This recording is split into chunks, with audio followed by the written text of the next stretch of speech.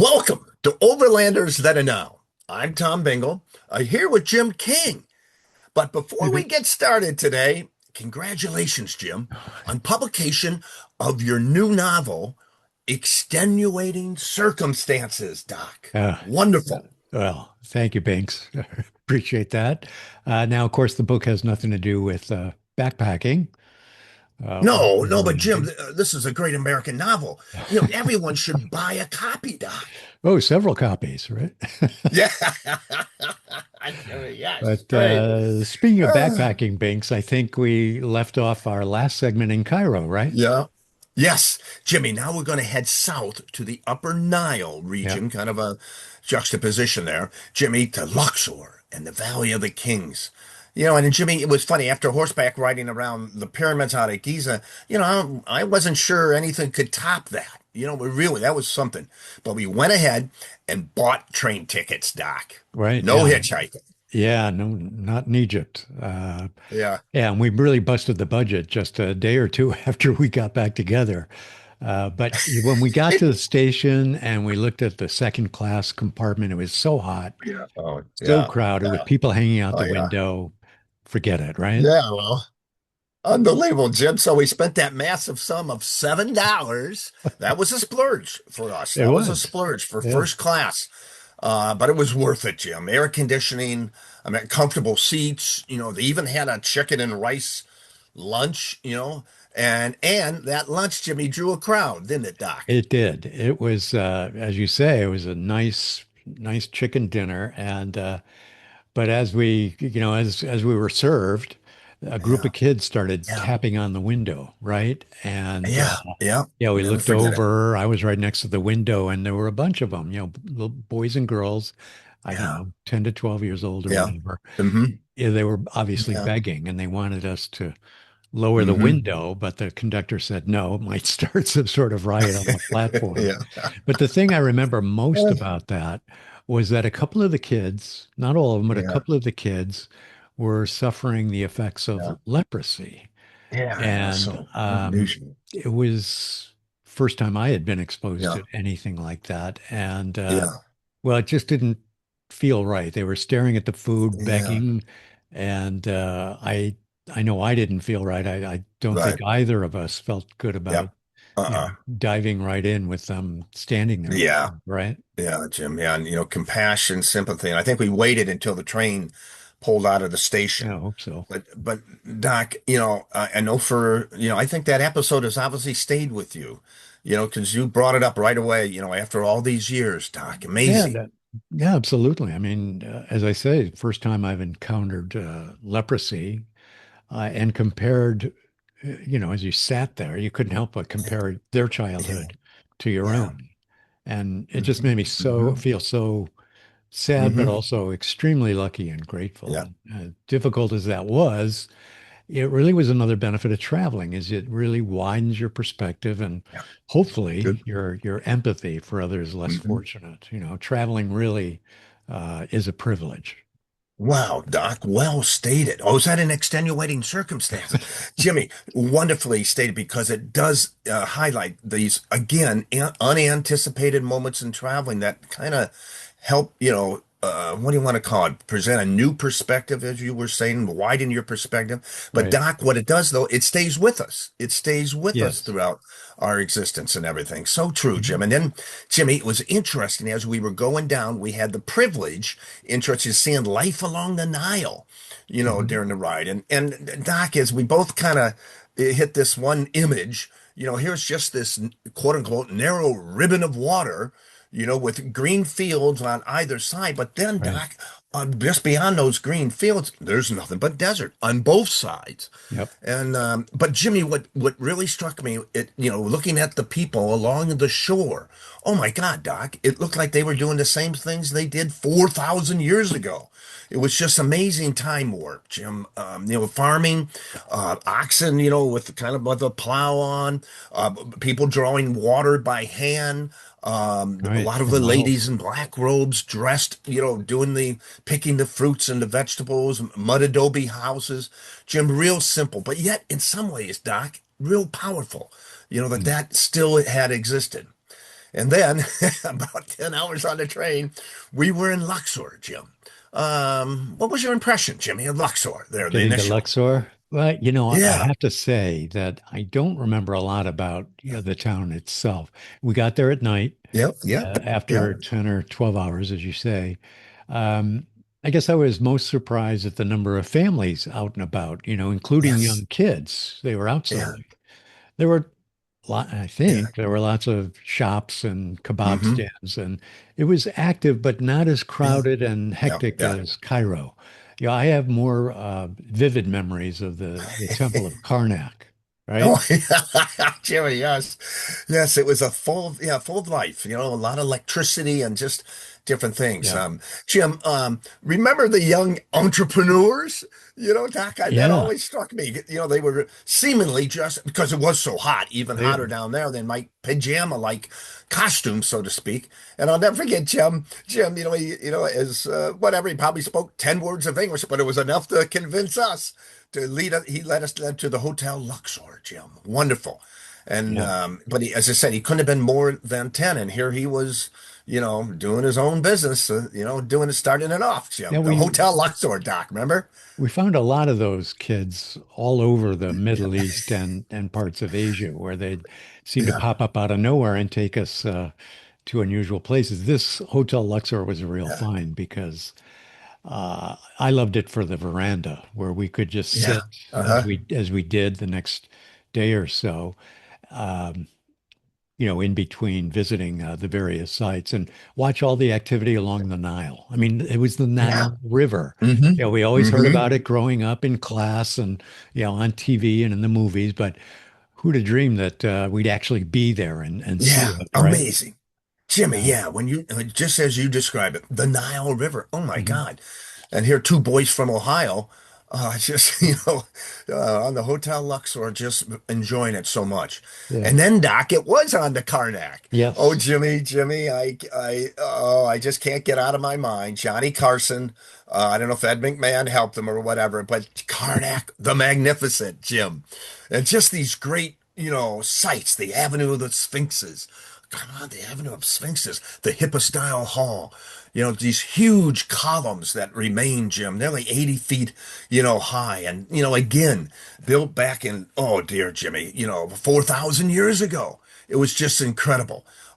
Just really something, Jim. Yeah. Unbelievable about that Temple of Karnak. Yeah. I think what is really incredible was it was about a mile of these sphinxes, right? Yes, On the yes, Avenue of the yes, Jim. Sphinxes, on either Yes. side.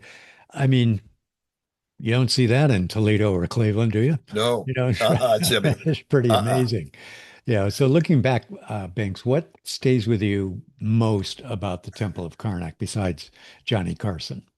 Jimmy, it was again 4,000 years ago. It was the temple dedicated to Amun-Re, one of the main gods, the sun god, and Hmm. throughout that whole time of pharaonic Egypt.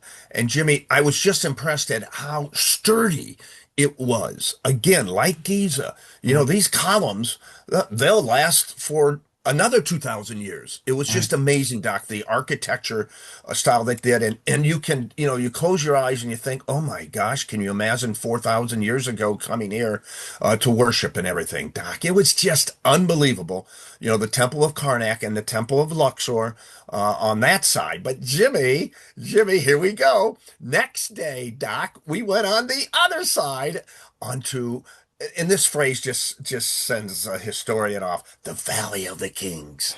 And Doc, I think that was a highlight for you, wasn't it? Probably even it rivals the Temple of Karnak. Oh, that surpasses it in my mind. We got on this Yeah, boat with that kid again, who, a yeah, very rickety boat, right?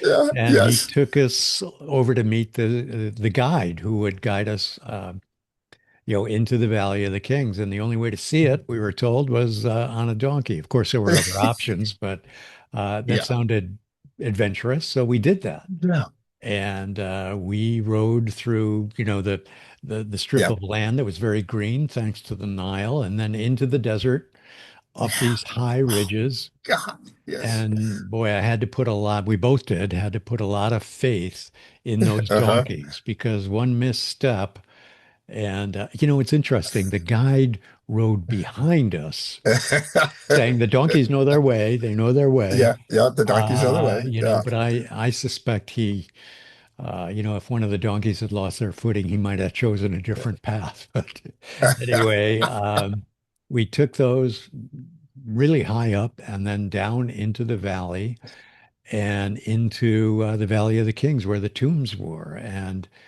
Yeah. compared to, I'm going on and on, but, Yeah. compared to No, this is interesting. the pyramids, like we went to King Tut's tomb first, right? I think. Yes, And yes, I Jimmy. was just Yep. struck by how different they were from the pyramids, where Yeah. you go down these Yes. long halls, up these Hmm. ladders into one room, into another, and then you finally get to the burial chamber, and there was nothing there except a big stone sarcophagus with Yeah. very plain, very plain. I Yes. mean, it was fascinating, but Yeah. compared to the tombs, Yes. they were much more colorful, hieroglyphics Yeah. everywhere. And once you Yeah. got to the burial chamber, there was, I mean, it was, not just a stone slab, but a very Yeah. elaborately carved, Yes.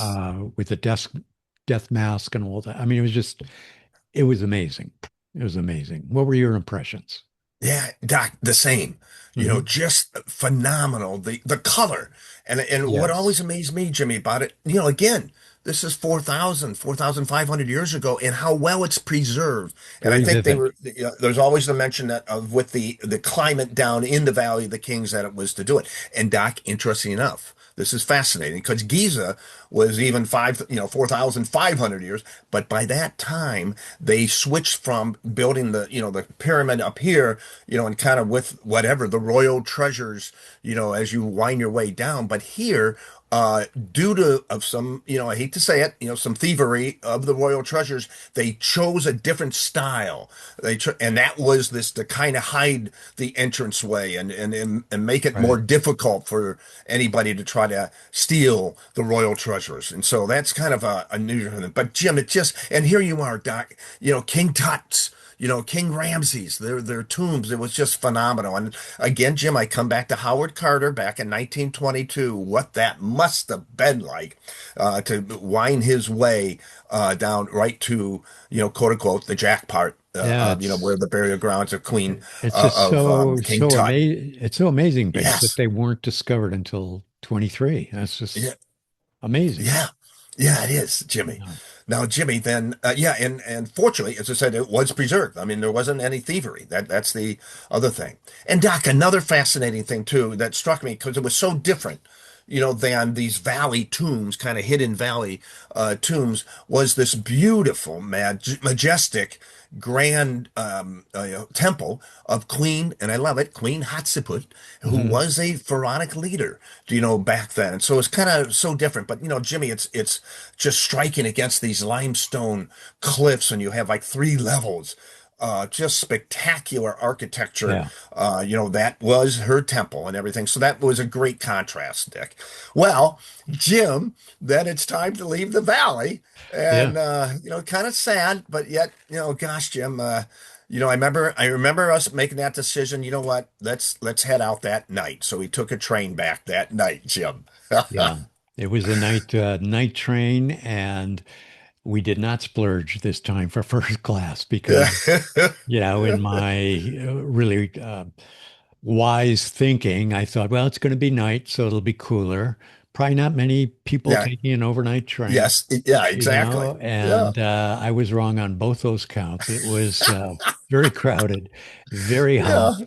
and Yeah. there was a definite odor to the second class compartment. So, Oh, I don't know if you remember, but it got so bad for me that I actually got yeah. up, went over to the door, which was like a big, these train Yeah. compartments, a big door. I slid it open, sat at the Yeah. side, and put my foot to hold the door open, which, let the fresh air, Yeah, even but though it was get fresh hot, air. let it in. Yeah. But Yeah. that was not a welcome Yes. Yes, development Jim. for a lot of the people. I got yelled at a couple, but I kept doing it, kept doing it. truly an ugly American, but there's a hidden benefit to that, and that is, I don't know if you came over and joined me, but you may remember looking out the window Yeah. and seeing along the Nile, right by Yeah. the river, all these Hmm. fires and families Yes. gathered around a Yeah. fire. And it Yeah. dawned on me, these people have nothing. This is their shelter. This Yeah. is where they live. This is where they sleep at night. Yes. It was beautiful. The moon was full, and there was a reflection of the train windows on the Hmm. Nile. But I don't know. That's what I remember. In addition to the pain of that Jim. ride, just seeing another completely different way of Yes. life. Yeah. Yeah. It was beautiful. Oh, Jim, yeah, yeah, no, and the concept of how lucky we are, and going back to Right. whatever the Midwestern American lifestyle that we grew up in, but just fascinating with that, Doc. And Jimmy, a funny note. I do feel, Doc, because I think we were really an aberration there, to the Egyptians. They don't see Westerners, quote unquote, in that second class compartment. And Oh so, Jim, yeah. I think we Right. were, definitely, a little bit of a entertainment maybe for them. Anyhow, but Well, Doc, what I thanks do to love, me, not a yeah, Jimmy, that was not a source of Jimmy. entertainment. But Uh, anyway, and Jimmy, I can remember writing in my journal. Oh, this was by far the worst train ride that I've ever been on. But Doc, this is fascinating because I remember you also said, "Oh, well, we were young, and how we view it. No, this was an adventure. This wasn't a disaster. This was an adventure." So, Jim, any thoughts well, on that particular comment? Well, in hindsight, yes, it was an adventure. At the time, it was miserable, but well, that's often what we remember most when we travel, Yeah, right? yeah, It's this, yeah, the challenging parts of the travel are what we remember, and that was definitely yeah. challenging. So, what about you? What are your reactions 50 years later about not just that train ride, but our time in the Upper Nile region? What are your Yeah. thoughts? Jimmy, this was what had hit me clearly. Mhm. It was so different, Jimmy, Yeah. than anything we had encountered up in Europe. And it's not only Sure. this feeling of antiquity, but just the whole kind of the cityscapes of Cairo and Luxor, the people, and Jim also, as we said, as we come down the Nile, that simplicity of the human existence, so almost seemingly 4,000 years ago. Jimmy, it was interesting because, we had, met other backpackers along the way, and you would hear them say something about Egypt, and ooh, it's really something, really something. And Doc, funny, are you ready for this one? And it may, but I felt that Egypt lived up to that hype. That hype that it had. And Mhm. Jim, what about you? What do you think about that? Did it hit the mark, or was it Yeah, off, well, or what do you think? of course it hit the mark. Your mention of other backpackers talking about Egypt. I don't recall seeing very many backpackers while we were there. Yeah, no, no, You yeah, know? So yeah, yeah, you're right. It's as you said yep. earlier, we're kind of an aberration in more ways Hmm. than one. But I did feel like, okay, now we are truly overlanders because we were Interesting. entering an area that you know, not many people have our age anyway had seen. So it Hmm. really opened my eyes to how fortunate we are. And looking Yeah, back, I'm really glad we traveled when we did, at that age, because, yeah, as I said, the train ride was miserable, but it's the one thing I may remember most about our time yeah, there. yeah. Uh-huh. That Uh-huh. peaceful feeling, watching as we, Yeah, we rode along the Nile. So, yeah. yeah, Jimmy, yeah. I mean that's the how would you call it? The surprise of travel.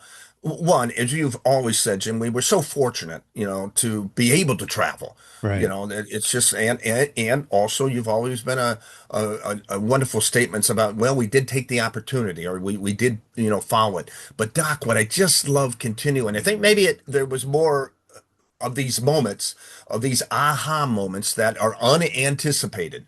That you right. just kind of stop and you feel, oh my gosh, this is something different. And as you always say, Jim, that it widens our perspective and it gives, and that's what I liked about Egypt. It was kind of, there was so much going around, so much happening around us and different things that it seemed, Doc, that we had a fair amount of these aha moments that helped, that kind of convinced us or confirmed, oh boy, we're in a whole different world. And as you just said, this is the beginning. We're now overlanding. This is different than Europe. This is very Yes. different than Europe, and it was exciting.